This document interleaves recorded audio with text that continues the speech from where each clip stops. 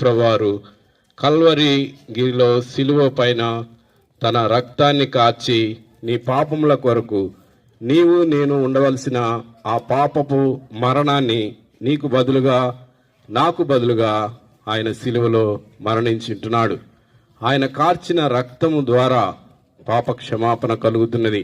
దీన్ని ఎలాగూ నమ్మాలంటే నీ హృదయంలో విశ్వాసం ఉంచాలి.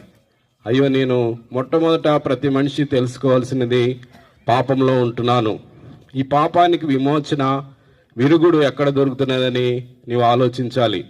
క్రీస్తు ప్రభు నీ పాపాల కొరకు చనిపోయాడు, సమాధి చేయబడ్డాడు, తిరిగి లేపబడ్డాడనే విషయాన్ని నీవు గ్రహించాలి. వెంటనే నీవు చేయవలసినటువంటిది విశ్వాసం ఉంచాలి.